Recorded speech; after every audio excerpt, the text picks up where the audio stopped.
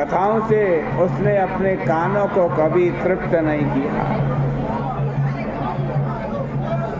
न कहीं कथा सुनी न किसी को सुनाई।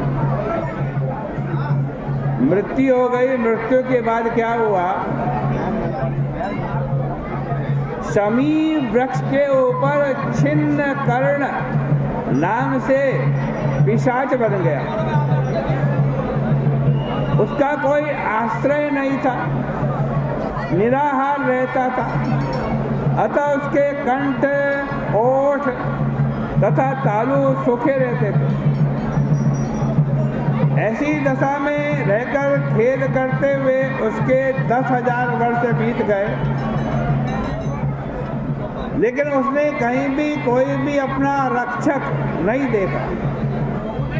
निराहार होने से अत्यंत खिन्न तथा अपने किए हुए कर्मों की चिंता करते हुए मत्त एवं उन्मत्त के समान वो घूमने लगा। भूख के कारण घूमता हुआ भी वह मंदमती कहीं पर भी शांति नहीं पाता था। उस कृतात्मा के अंगों को वायु का स्पर्श भी आग के समान लगता था। जल भी काल रूपी अग्नि के समान तथा फल और फूल विष के समान लगते थे, जहर के समान।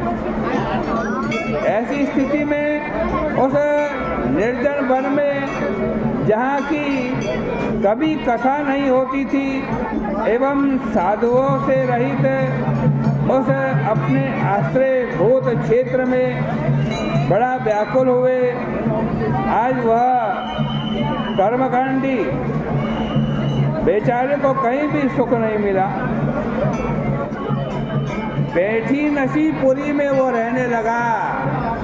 शमी के वृक्ष के ऊपर रहता, न कुछ खाने को मिलता न पीने को मिलता, बड़ा व्याकुल रहता। एक दिन देववश जो सत्यनिष्ठ है, जो उसका गुरु भाई है, वो घूमते घूमते उस पेठी नसी पुरी में आए। रास्ते में चलते समय इन्होंने अत्यंत पीड़ित छिन्न कर्ण को देखा। वो भूख से व्याकुल था, रो रहा था एवं अपने ही अंगों को काट रहा था, उसके मांस को खा रहा था। सत्यनिष्ठ को देखकर डर करके भागने लगा। सत्यनिष्ठ ने कहा, डरो मत, तुम कौन हो? तुम्हारी ये दशा कैसे हुई है?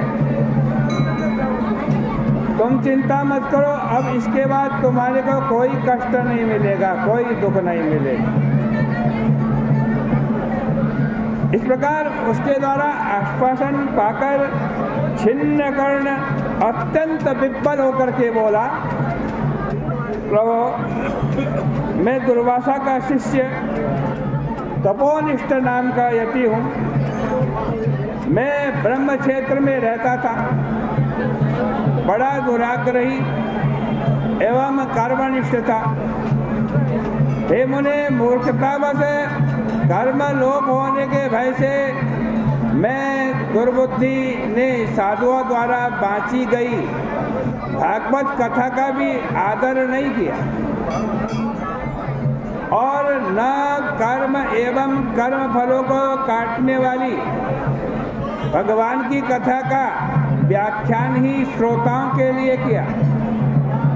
उसी महान कर्म विपाक से मेरी दुर्गति हुई है। मैं अत्यंत व्याकुल छिन्न कर्ण नाम का पिशाच बन गया हूँ। इसी प्रकार से मैं इस दुख से आज बचना चाहता हूँ, लेकिन कोई बचाने वाला नहीं है। भाग्यवश आप मेरे सामने आए हो, इससे मेरे पाप जल गए हैं। आज मेरे देवता, गुरु एवं जो साधु हैं वे सभी प्रसन्न हैं मुझ पर और मेरे प्रभु विष्णु भगवान भी प्रसन्न हैं। क्योंकि आपका दर्शन मिल गया है, आप मेरी रक्षा कीजिए, रक्षा कीजिए। रोते हुए वह कर्मनिष्ठ सत्यनिष्ठ के चरणों में गिर पड़ा। तब महायशस्वी महात्मा सत्यनिष्ठ ने कृपा करके तपोनिष्ठ से कहा, हे मुनिवर, तुम चिंता मत करो, तुम मेरे गुरु भाई हो, हम दोनों दुर्वासा ऋषि के शिष्य थे। मैं भगवान की कथा श्रवण करने में लगा रहता था और तुमने भगवान की कथा का अपमान किया, इसी से तुम्हारे को ये दुख मिला। तुम चिंता मत करो। उसने हाथ में जल लिया और वैशाख महीने की जो कथा उसने सुनी थी, क्षण मात्र सुनने का पुण्य संकल्प करके इस कर्मनिष्ठ को दे दिया। उस पुण्य के प्रभाव से वह कर्मनिष्ठ तुरंत ही सब पापों से, दुखों से निवृत्त हो गया। पाप देह से छुटकारा पाकर दिव्य शरीरधारी देवता हो गया। दिव्य विमान पर चढ़कर उस महामुनि को प्रणाम कर, आमंत्रण कर एवं परिक्रमा करके विष्णु भगवान के परम पद को चला गया।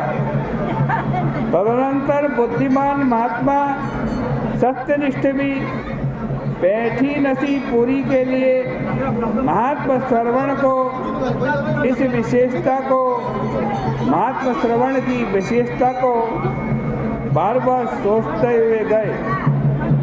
सुखदेव जी कहते हैं, जहाँ समस्त लोकों के मेल को दूर करने वाली परम पवित्र भगवान विष्णु की कथा होती है, वहाँ सभी तीर्थ, अनेक प्रकार के क्षेत्र स्वयं आ जाते हैं। जहाँ परम पवित्र एवं कल्याणकारी विष्णु कथा रूपी गंगा बहती है, उस देश में रहने वालों के हाथों में मुक्ति रहती है, इसमें तनिक भी संदेह नहीं है। इस प्रकार से स्कंद पुराणे वैशाख मास में नारद अम्बरीश संवादे तथा प्रशंसनम पिशाच मुक्ति प्राप्ति नाम चतुर्दशोऽध्याय श्री कृष्णार्पणमस्तु। ये 14वें अध्याय की कथा भी हम भगवान के श्री चरणों में अर्पित करते हैं।